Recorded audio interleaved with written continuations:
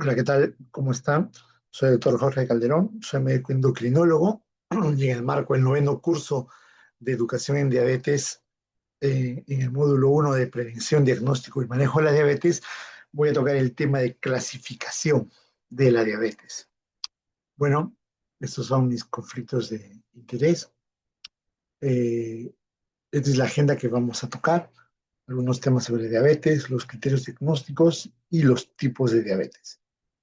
Bueno, como saben, la diabetes es un trastorno metabólico crónico que se caracteriza por la hiperglicemia, por defectos en la secreción de insulina o en la acción de ambos. La diabetes tipo 2 es más o menos el 95% de todos los casos de diabetes, mientras que la diabetes tipo 1 es más o menos el 5 o 10%. Lamentablemente, el Perú tiene una cifra entre el 40 y 50% de pacientes que aún no están diagnosticados, por eso es importante que se formen profesionales de la salud que puedan identificar pacientes en alto riesgo. ¿Y cuáles son los criterios para diagnosticar la diabetes? Hay cuatro pilares. Los principales son los siguientes.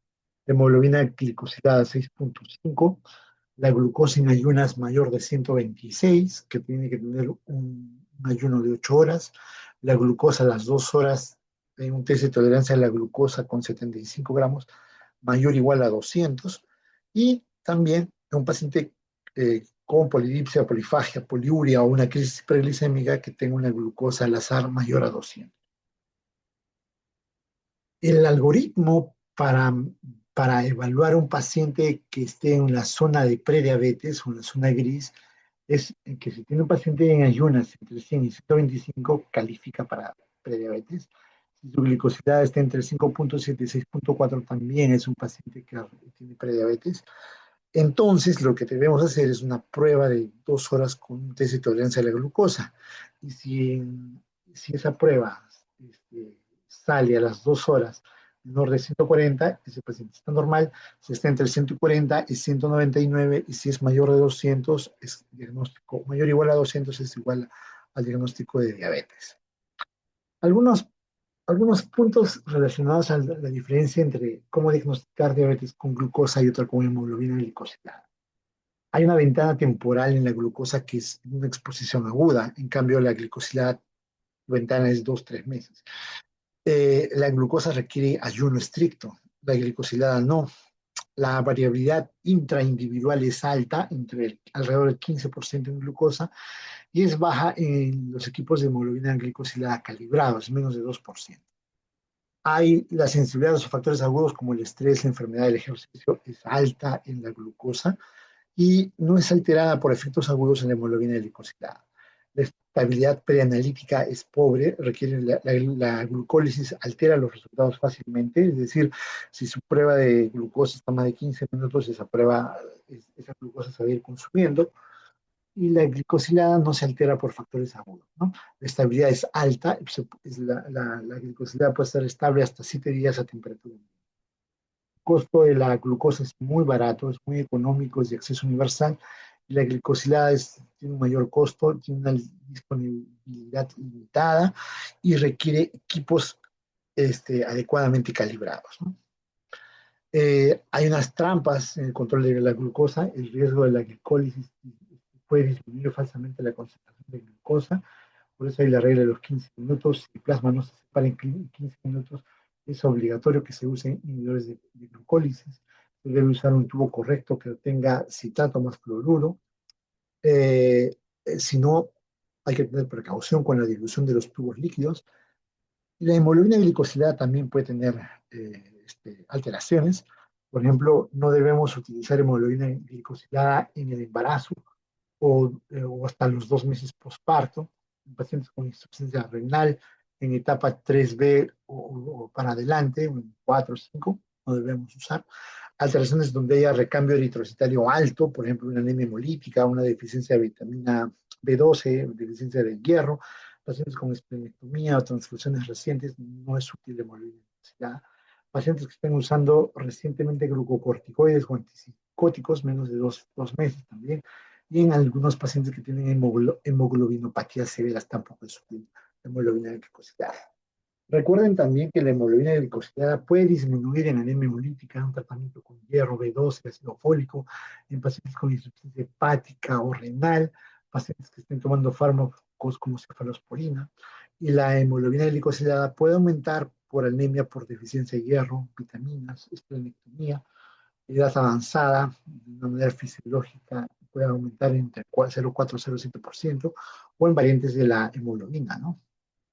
Entonces, tenemos que tener una alerta. Si hay discordancia sustancial entre la glucosa y la glicosidad, hay que investigar estos factores y considerar cuál es el biomarcador alternativo. En este caso sería la fructosamina, ¿no? Ah, entonces tenemos que tener una matriz de selección entre qué nos conviene, ¿no? Cuáles serían las ventajas entre una glucosa plasmática, una hemoglobina glicosilada, un test de tolerancia a la glucosa de 2 horas. La ventaja de la glucosa es que de bajo costo, muy disponible a nivel global. La ventaja de la glicosilada es que no necesita ayuna, es estable, refleja una exposición crónica. Y el test de tolerancia, la ventaja es que tiene la mayor sensibilidad para detectar prediabetes y diabetes que otras pruebas. Las desventajas en la glucosa es que requiere 8 horas de ayuno, tiene alta variabilidad diurna, tiene riesgo de glucólisis, la hemoglobina glicosilada tiene mayor costo, se afecta por el recambio eritrocitario, tiene menor sensibilidad en el punto de corte, y el test de tolerancia requiere una preparación estricta, una dieta alta en carbohidratos 3 días previos, puede obtener alta variabilidad intraindividual. Y el marco temporal de la glucosa, recuerden que es agudo en un estado actual, la glicosidad es un estado crónico, te puede decir cómo ha estado la glucosa en un rango de 120 días previos, y el test de tolerancia a la glucosa te da un marco temporal dinámico, te evidencia una respuesta física. Entonces, los criterios diagnósticos quedan como glucosa en ayunas es normal, menos de 100, entre 100 y 125 es una glucosa en ayunas alterada o prediabetes, y es diabetes cuando la glucosa en ayunas es mayor o igual a 126 en 2 oportunidades. En una prueba de tolerancia a la glucosa es sano con una glucosa a las 2 horas menor de 140. Si está entre 140 y 199 es una tolerancia a la glucosa alterada o prediabetes. Y si tiene más de 200 a las 2 horas de un test de tolerancia es diabetes. En la hemoglobina glicosilada es sano si es menor de 5,7, de 5,7 a 6,4 está en prediabetes, y mayor o igual a 6,5 en tipo de hemoglobina glicosilada calibrado, el diagnóstico es diabetes. El test de tolerancia a la glucosa usa un estímulo de 75 gramos, se mide parcial a la hora de las 2 horas, y a las 2 horas se interpreta como si es mayor de 200 miligramos, es diagnóstico de diabetes. Hay algunas posiciones de la Federación Internacional de Diabetes que dice que a la hora del test de tolerancia, si es entre 100, mayor de 155 hasta 208, se dice prediabetes. Y si a la hora del test de tolerancia es mayor de 209, también es diabetes. Sin embargo, esto todavía no ha sido aprobado, por ejemplo, por las guías NICE, las guías de LADA o de LH. Entonces, tenemos que tenerlo en consideración, pero todavía no lo usamos de manera rutinaria. Muy bien, ¿cómo se clasifica la diabetes? Antes se le clasificaba como diabetes tipo 1, tipo 2 y diabetes gestacional, pero luego aparecieron otros subtipos de diabetes, ¿no? En la diabetes tipo 1 estaba un paciente joven con tenía destrucción de las células beta, con deficiencia absoluta de insulina, que tenía una etiología autoinmune. El diabético tipo 2 tenía una deficiencia relativa de insulina, había resistencia a la insulina y era lo más frecuente que teníamos en nuestro medio. Lo otro es que teníamos la diabetes gestacional, que era una diabetes que se iniciaba en el embarazo, se asociaba a alteraciones, eventos adversos perinatales como sufrimiento fetal, preeclampsia, macrosomía, muerte fetal, y un paciente con diabetes gestacional tenía mayor riesgo de hacer diabetes en el futuro. Luego aparecieron otros tipos, por ejemplo, el paciente con diabetes tipo MOI, el paciente con tipo LADA y otros tipos de diabetes, ¿no? Como por ejemplo los pacientes que usan corticoides, los pacientes que han sufrido una pancreatectomía, etcétera. Entonces, ¿qué vamos a ver nosotros? Pues vamos a ver la diabetes tipo 1, que es una diabetes que tiene que ver con la destrucción autoinmune de las células beta, que conduce a una deficiencia absoluta de la insulina. En la diabetes tipo 1 también hay que colocar ahí un subtipo de diabetes que se llama la diabetes LADA. La diabetes tipo 2, que es una disfunción progresiva, con una pérdida progresiva de la función pancreática, que no es autoinmune, está asociada a resistencia a la insulina.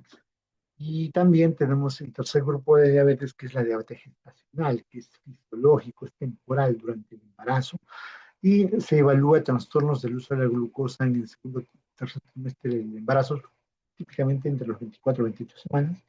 Y hay otros tipos de diabetes como defectos genéticos como el MORI, enfermedades del páncreas exocrino, la pancreopriva, las inducidas por glucocorticoides y las asociadas a otras enfermedades endocrinas, por ejemplo, ¿no?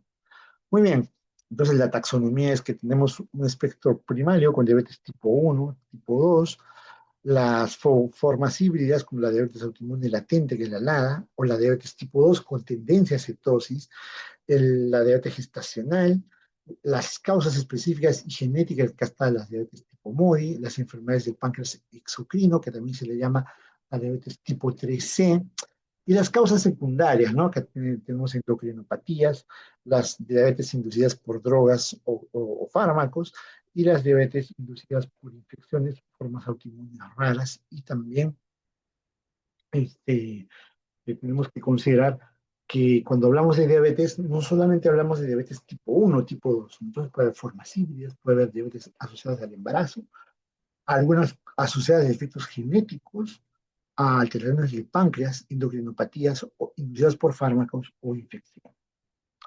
Muy bien, hablemos rápidamente de la diabetes tipo 1.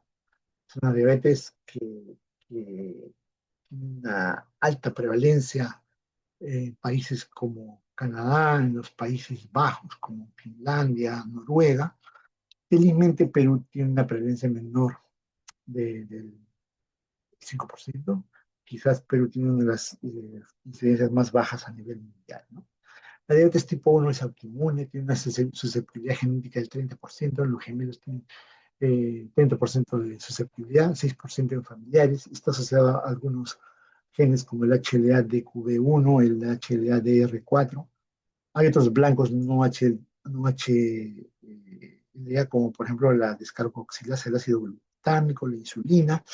Está asociado a síndromes poliglandulares e infecciones tipo Coxsackie y Epstein-Barr. También hay una diabetes tipo 1 idiopática que no está asociada a autoinmunidad.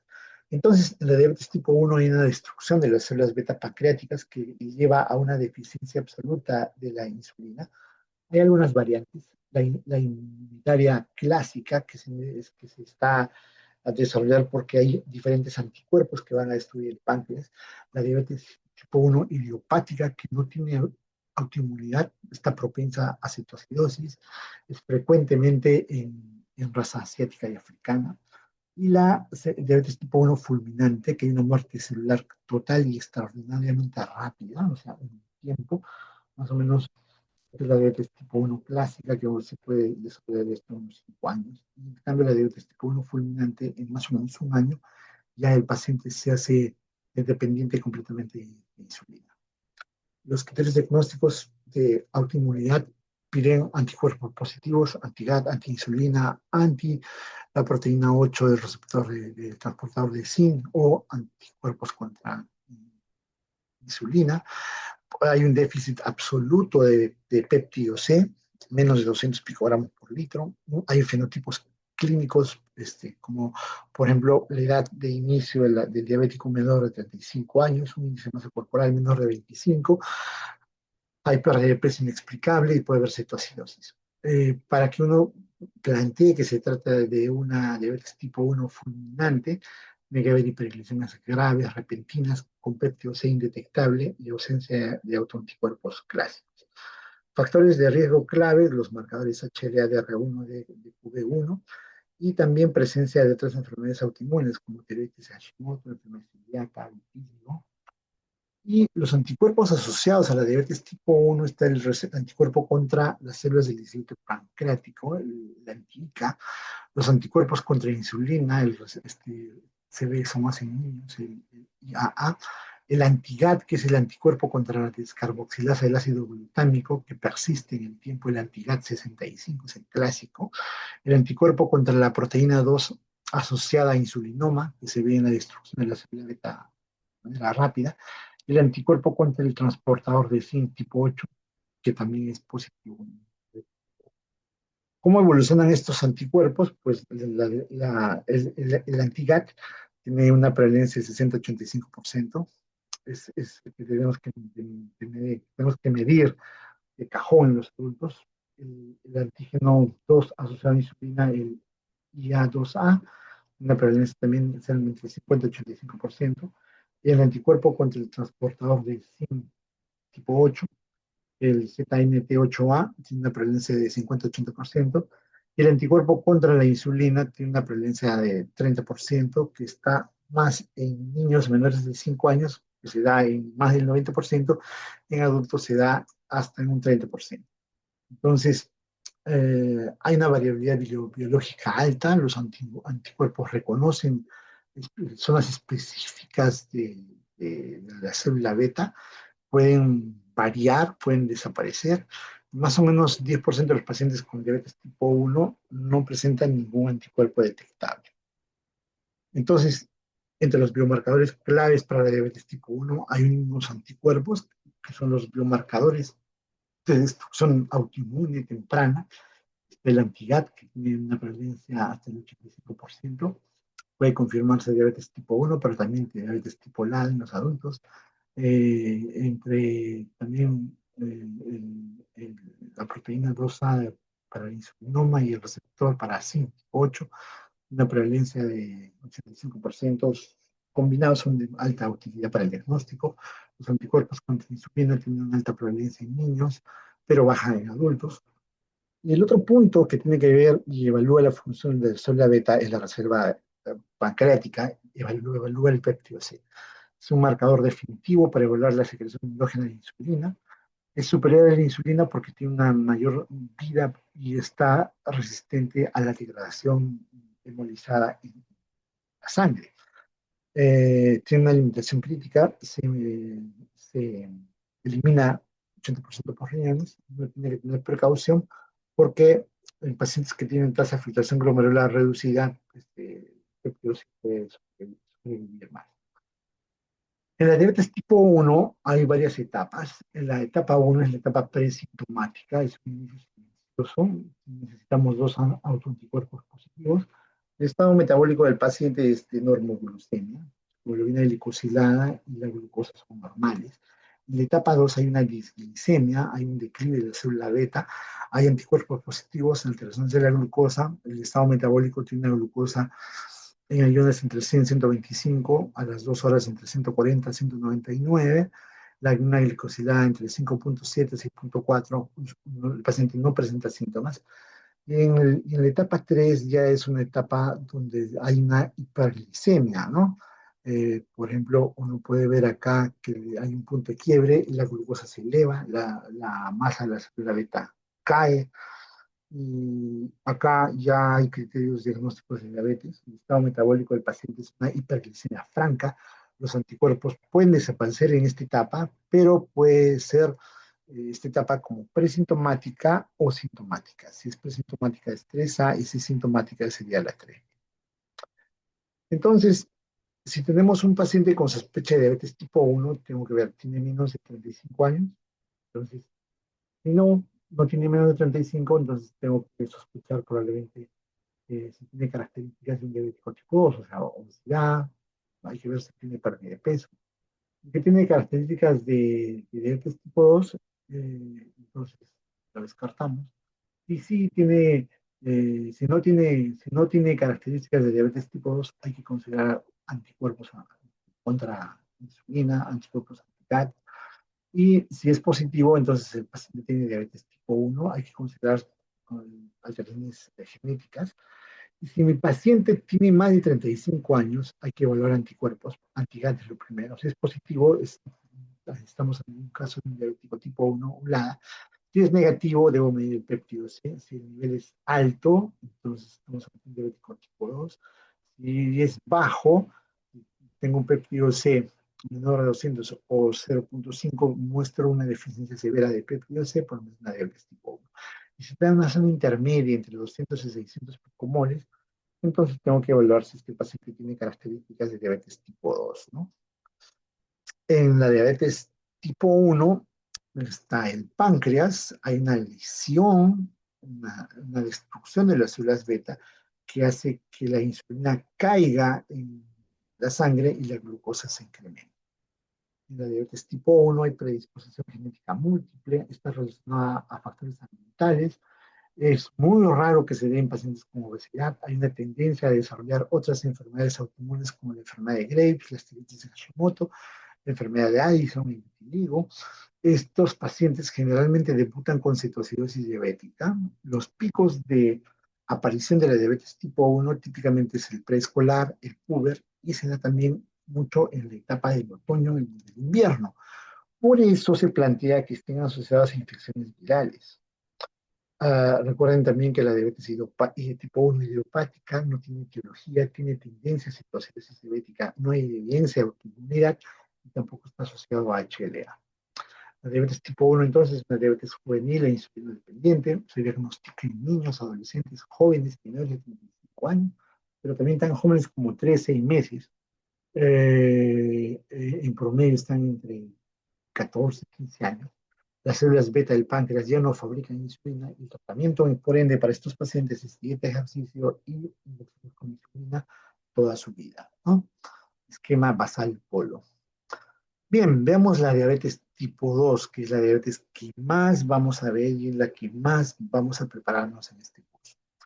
Bueno, la diabetes tipo 2 es un trastorno metabólico progresivo que se caracteriza por la pérdida de la secreción adecuada de la insulina por parte de la célula beta, pero en un marco de resistencia a la insulina preexistente, asociado a obesidad fundamentalmente, ¿no?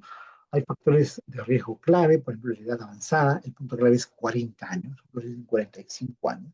Tiene que ver mucho con el estilo de vida sedentario, la inactividad física, la dieta rica en carbohidratos, en carnes rojas, el consumo de alimentos chatarra. Está asociada a obesidad, especialmente la adiposidad visceral, tiene que ver con el perímetro abdominal, mayor de 88 mujeres, mayor de 102 en varones.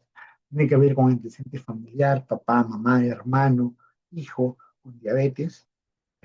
Nosotros, así como los afroamericanos, los latinoamericanos, tenemos alto riesgo de diabetes tipo 2. Está asociado a hipertensión, a dislipidemia, fundamentalmente elevaciones de triglicéridos, y está asociado también al síndrome de ovario poliquístico, ¿no? Un cuadro clínico de oligomenorea con hiperandrogenismo en mujeres. La diabetes tipo 2 tiene que ver con alteraciones en el receptor de insulina y que van a bloquear y agotar de manera secundaria la secreción de insulina. Hay criterios diagnósticos, los marcadores universales son la hemoglobina glicosilada, la glucosa en ayunas, o también el test de tolerancia a la glucosa, un diferenciador temprano de ver cómo está la función pancreática es la relación proinsulina-insulina o también el PPOC. Hay ausencia de autoinmunidad, no, los anticuerpos contra el páncreas, la célula beta, insulina, antigat son negativos. Y los marcadores fisiológicos para resistencia a la insulina son el LOMA. El LOMA de resistencia a la insulina está incrementado, que es un indicador de según el último mapa de, de la diabetes, de la Federación Internacional de Diabetes, Latinoamérica va a incrementar hasta el año 2045 un 50% la tasa de diabetes. Eh, Tenemos 32 millones de diabéticos en la región Suramérica. Hay zonas donde en los próximos años se va a incrementar mucho más la diabetes, fundamentalmente en África, que va a tener un incremento de 130%, sobre todo en el África subsahariana, y también el norte del África y el este el este del Asia, ¿no? Toda la zona de Arabia Saudita, los Emiratos, va a tener un incremento del 85%. En el mundo,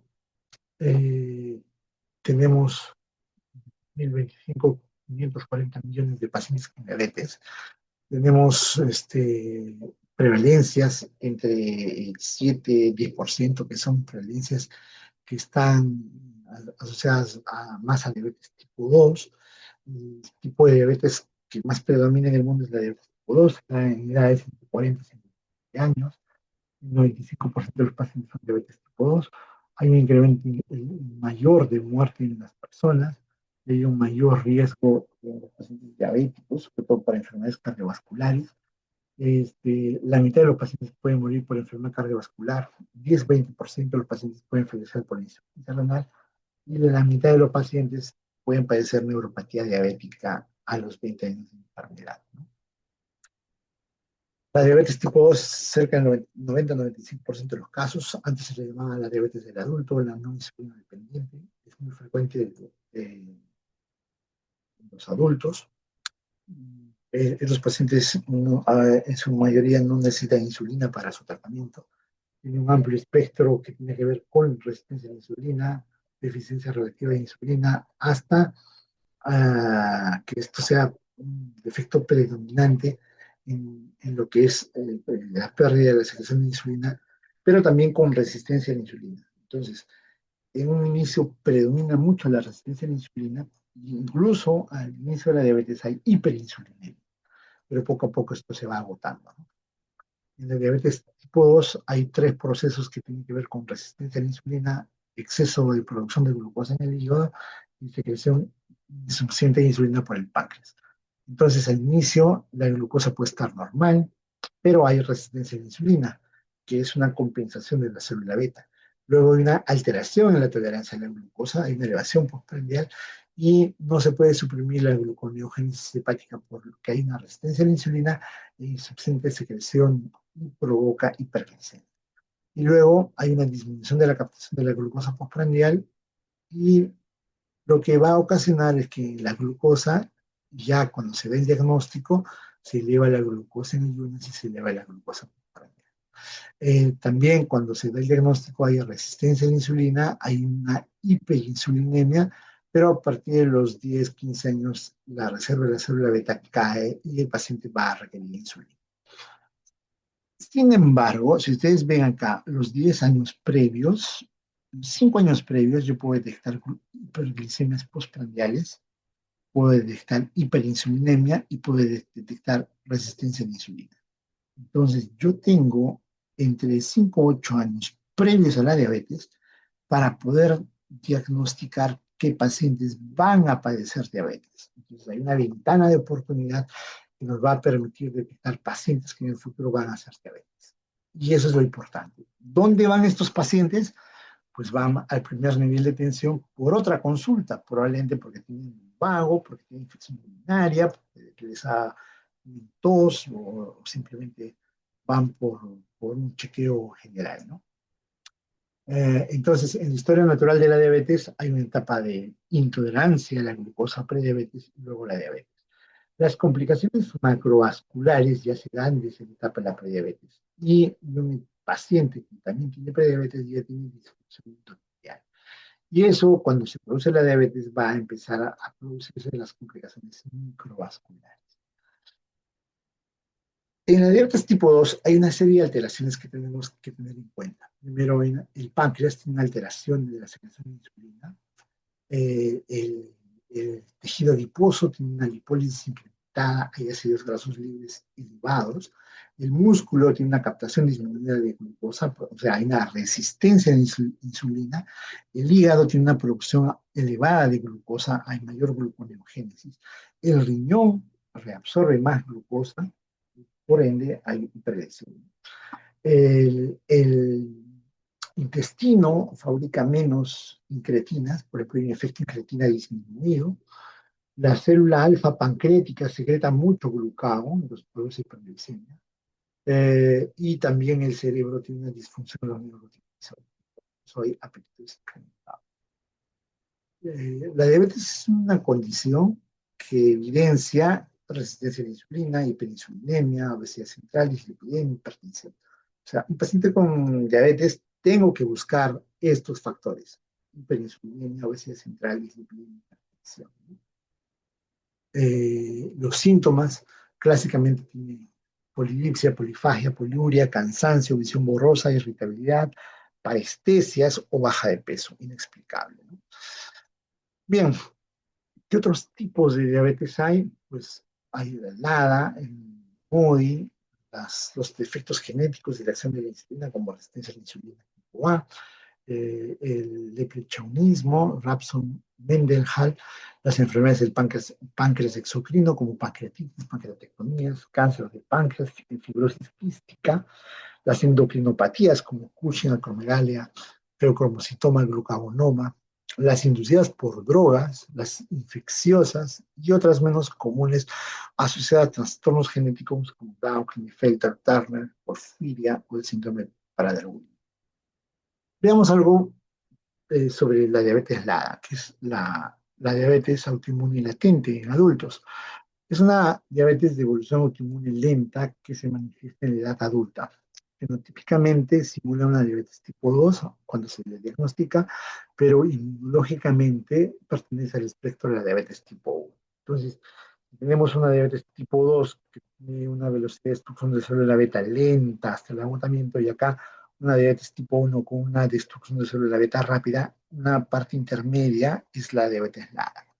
¿Qué factores están asociados? Tienen una edad más o menos de 35 años más, a menudo tienen peso normal o sobrepeso, no tienen obesidad, este, tienen resistencia a la insulina, tienen antecedente personal o familiar de trastorno autoinmune, y los criterios autoinmunes de diagnóstico, que es que son positivos a los anticuerpos anti-GAT, está presente. Pero también recuerden que la anti-GAT está presente entre el 5 al 14% de pacientes que erróneamente se diagnostican como diabetes tipo 2, ¿no? Hay una progresión lenta, primero controlan con dieta y antidiabéticos orales, pero más o menos entre los 6 a 12 meses ya estos pacientes requieren tratamiento con eso. Una falla secundaria con una caída acelerada del péptido C en comparación a los pacientes de diabetes tipo 2, ¿no? Entonces, la función, la curva de sobrevida de célula beta en un paciente con diabetes tipo 2 pasa de los 10 años hasta que requiere insulina. En cambio, en un LADA hay una evolución clínica rápida con una caída de la masa de la célula beta en comparación a la pérdida gradual de los diabéticos tipo 2. Ya cuando se empieza a perder más del 50% de la función de la célula beta, hay una falla a los hipoglicemiantes orales convencionales, a los cambios de estilos de vida, y ya cuando se pierde más del 80% de la masa pancreática, hay una progresión acelerada de hiperglicemia, se requiere mayor cantidad de insulina, entre 1 o 2 años desde el inicio de la diabetes, y entonces puede que uno tenga anticuerpos anti-GAT positivos y se pueda también presentar episodios de citocidosis inadvertida, ¿no? Muy bien, entonces, ¿cómo es el algoritmo para el diagnóstico de tipo 1 y LADA? Pues si tengo un paciente adulto de reciente diagnóstico, entonces, si no es mayor de 35 años, tengo que evaluar si hay características de tipo 2, y si hay sospecha clínica, entonces tengo que ir a los anticuerpos.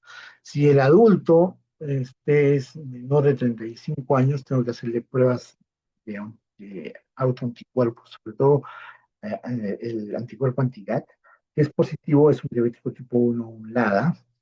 Si es negativo, tengo que hacer la prueba de péptido C. Recuerden que el 5 o 10% de los diabéticos tipo 1 son negativos anticuerpos. Y luego, si es que el péptido C es menor de 200, es un diagnóstico de diabetes tipo 1. Si está mayor de 600, es un paciente con diabetes tipo 2. Si está en la zona intermedia, pueda que se trate de un posible MODI o un diabético tipo 2 que requiere insulina. ¿Cómo son las diabéticas monogénicas o los MODI? Este, Típicamente estos pacientes tienen defectos genéticos monogénicos, no poligénicos como la diabetes tipo 2. Acá un gen está alterado.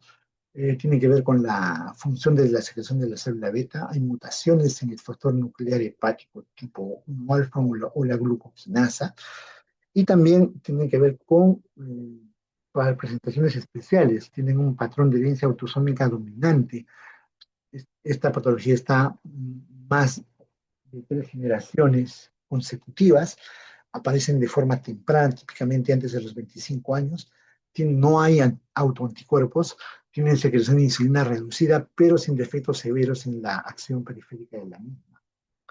Eh, la pista clínica es hiperglicemia en jóvenes sin cetosis con antecedente familiar de más de 3 generaciones con anticuerpos negativos y péptido C medible, o sea, no está ausente, está medible. Generalmente tienen un cuadro clínico con hiperglicemia leve, menos de 144, sin complicaciones. Acá hay un cuadro clínico del MODY2 en el cual se altera el gen de la glucoquinasa y acá el tratamiento no requiere mayor tratamiento excepto en el embarazo. Otro tipo de MODY es la diabetes progresiva en el adulto joven, que es el MODY 1, que se altera el factor nuclear 4A, o el MODY 3, que es el factor nuclear 1A.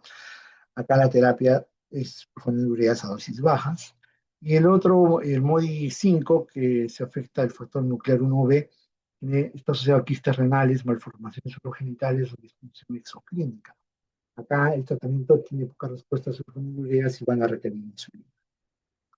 Este es más o menos el hepatocito, donde acá están los factores nucleares, el 1A, 4A, el 1 beta, acá está la glucoquinasa que tiene que ver con la glicólisis y basta que uno de estos genes se altera y se va a provocar una diabetes tipo 1.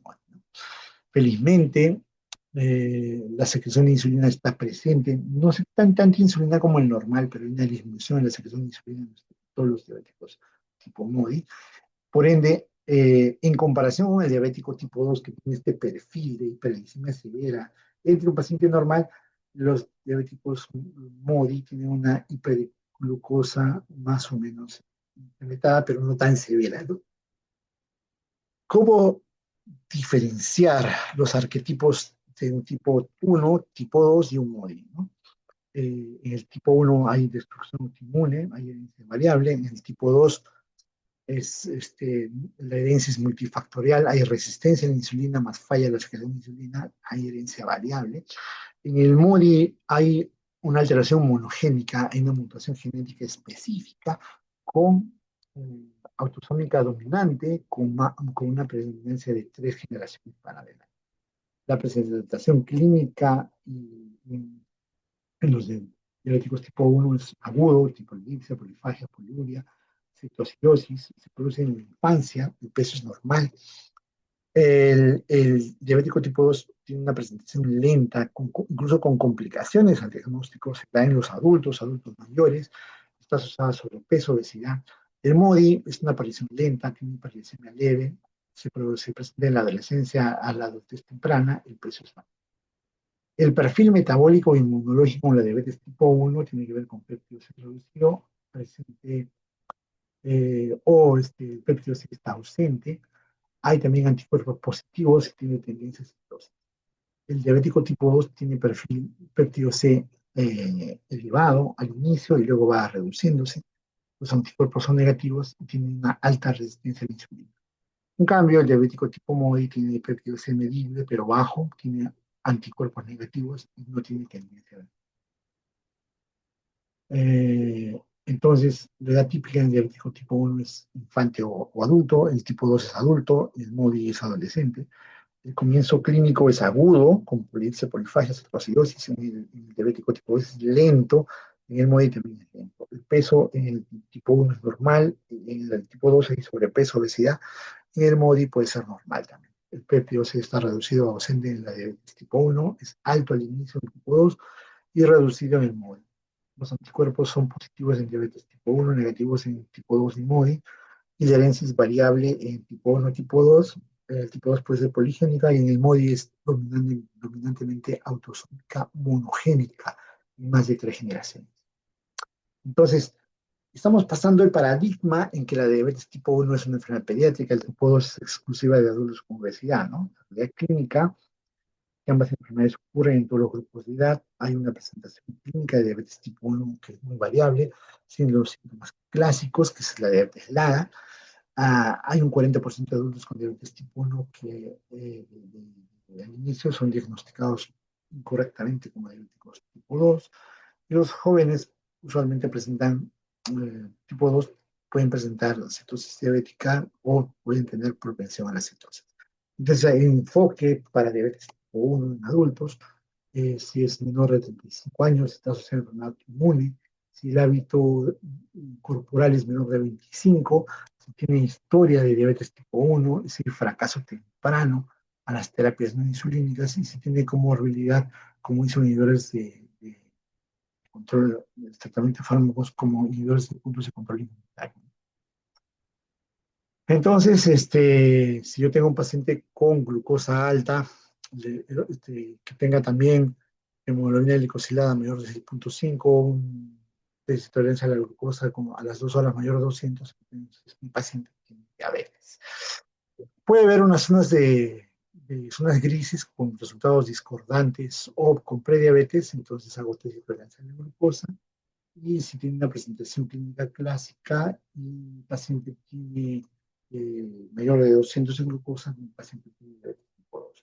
Y si es que no, o tiene una presentación atípica como joven, normopeso, tiene cetoacidosis, tiene historia familiar de 3 generaciones más de diabetes, entonces hago autoanticuerpos y si no, puedo hacer también pruebas genéticas para alteraciones de glucokinasa, por ejemplo, y puedo diagnosticar MODY.